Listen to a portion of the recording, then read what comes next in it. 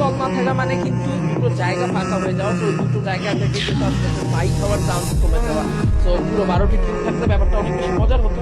But no problem, audience top ওয়ানকে দেখতে পাবো মুহূর্তে মিলে লুট কমপ্লিট করে এবার পরবর্তী কিছু পজিশন তাদেরকে বানিয়ে নিতে হবে, পরবর্তী কিছু ডেস্টিনেশনে তাদেরকে মুভ করতে হবে।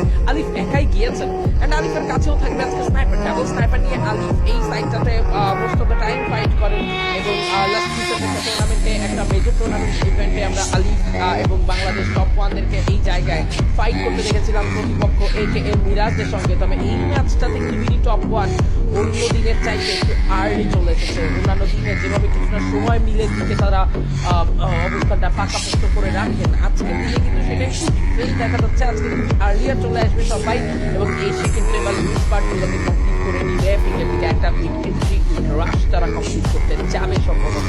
দেখা যাক সেই রাশ করেও আসে কিনা। BD top one fanbase hashtag দিয়ে জানাতে হবে নিজেদের সাপোর্ট, নিজের টিমের জন্য সাপোর্ট। এর মধ্যে বাবিন স্ট্রোয়েক্স প্রাপ্তিকার আলুকে দেখতে পারবো, যেখানে আমরা ডক্টরস আর্মি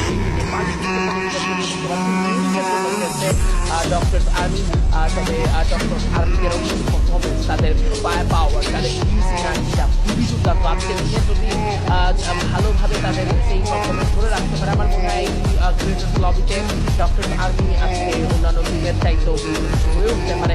তারা যিনি জিতে বা তাদের একটা রোটেশন নিচ্ছে, তবে মানুষদের অবস্থান ঠিক কোথায়, কারণ মানুষদেরকে আমরা দেখেছিলাম কেপ টাউনে ড্রপ পয়েন্ট চুজ করতে, Cape Town drop point choose করা সত্ত্বেও এখন পর্যন্ত তাদের কোনো রোটেশন সেভাবে দেখা যায়নি। AKM মিরাজরা কিন্তু এবার মাস্টার দিক থেকে বা কিছু লুটপাট কমপ্লিট করবে। হ্যাঙ্গার এরিয়াতে রয়েছে একটা টিম, আমরা কিন্তু যারা দেখতে দিতে পারবো অলসো থাকলে ব্যাটিং আসা প্লেয়ার ডক্টর সাপি দেখে দেখবার ট্রাই করা হচ্ছে।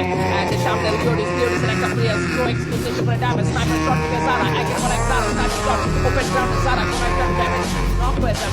স্নাইপার একটা খারাপ যারা কে কনসিস্টেন্সি এন্ড সাইকেল কিছু একের পর এক ড্যামেজ হচ্ছে। হ্যাকার একটা ওপেন গ্রাউন্ডে সেখানে কিছুটা হার্ড কভার তিনি বানিয়ে দিতে যাবেন। নেলসন একাই ক্লোজার যাচ্ছেন, একদমই উকং নিয়ে তাকে ক্লোজার দিতে দেখবো। ভিরাসকেও কিন্তু দেখতে পাচ্ছি, তিনি কিন্তু এবার মিনি লঞ্চ প্যাডে চলে এসেছেন, তবে সঙ্গে সঙ্গে হেলথ অনেকটা কমে যাবে। প্রতিকে সাইড থেকে থ্রোবলস চার্জ হবে, হ্যাকারও চলে আসবে ক্লোজে। হ্যাকারের একটা নক আসবে কিনা, হ্যাকারের প্রথম নক আসতে যাচ্ছে না, জারার ড্যামেজ যাবে, জারা নক করবে। ববির প্রতীক বোথ গট নক, স্ট্রোয়েক্স এন্ড আলুকেও নক রাখা হয়েছে। এবার পুরো টিমকে এখান থেকে